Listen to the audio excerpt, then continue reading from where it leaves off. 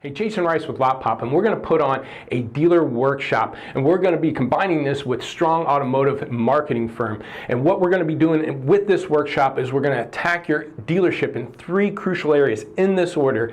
First is your inventory. I'm going to do 4 hours deep dive in everything you need to be tracking and trending to get your inventory moving more profitably.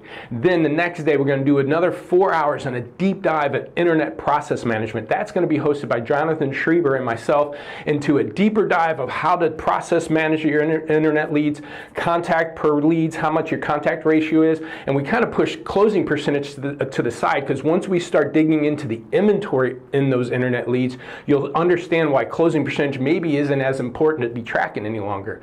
Then the third segment is going to be marketing. John Paul Strong, the Strong Automotive Firm, has been around for 40 years, and he's Google Analytics certified, and he's going to give you a deep dive in all the marketing that you need to do between social media, pay-per-clicks, to mailers. He'll be going 4-hour deep dive into the marketing to drive more leads to your store.